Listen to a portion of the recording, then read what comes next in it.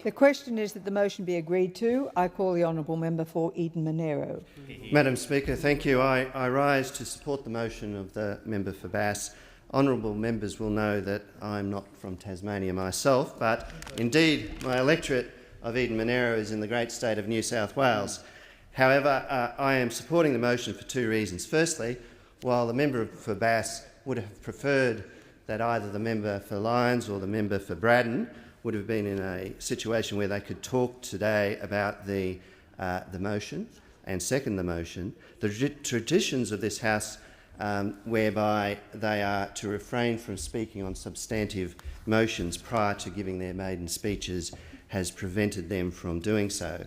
I know they were keen to speak on the motion, and I'm sure that they'll have an opportunity in the future.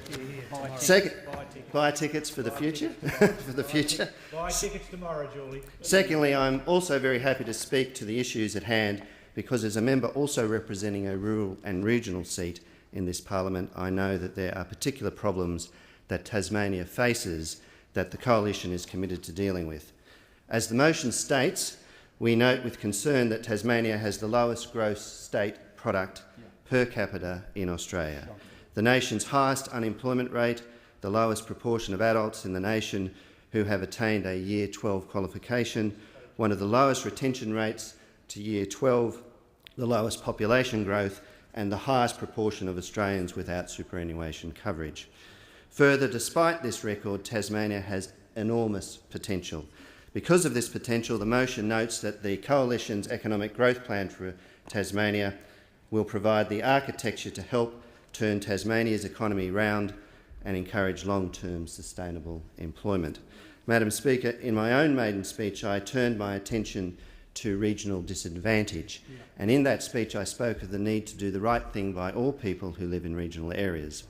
I said that I hope to be a strong advocate in this parliament who can support good economic policy and the regions.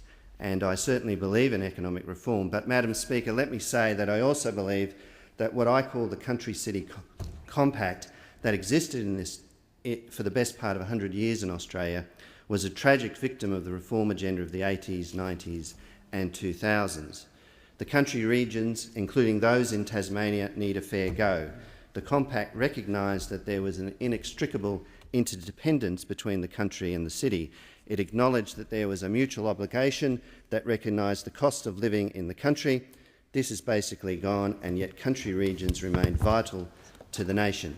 Madam Speaker, in the case of Tasmania, the Coalition has a specific plan to address the regional disadvantage. The Coalition's economic growth plan for Tasmania will reset Tasmania's course to one of growth, new jobs and rising living standards.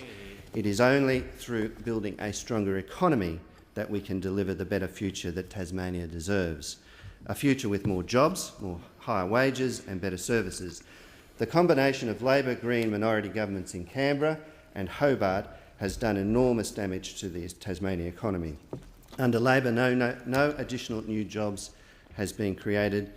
In fact, almost 1 in 10 full-time jobs has been lost under the Rudd government. Tasmania needs real action to create jobs. The new Coalition government plans to restore confidence and change the economic trajectory of Tasmania. The Coalition's economic growth plan for Tasmania will create a Tasmanian Major Projects Approval Agency, expand Hobart International Airport and secure Hobart as a world centre for Antarctic and Southern Ocean research, establish a joint Commonwealth and Tasmanian Economic Council, upgrade the Midland Highway, review the equity and effectiveness of the Tasmanian Freight Equalisation and Bass Strait Passenger Vehicle Equalisation schemes, create a fruit and vegetable industry task force, amongst other policies. This is a strong plan for growth and jobs that builds on the discussion paper that was developed by the Liberal Tasmanian senators and candidates, including the member for Bass, following extensive consultations across Tasmania. At the last election, the Coalition offered the people of Tasmania a plan to build a strong, prosperous economy and a better future for all. The election of the members for Bass, Braddon and Lyons indicates that the electorate heard that message and want the Coalition's plan to be implemented. So, in conclusion, Deputy Speaker, I commend this motion to the House.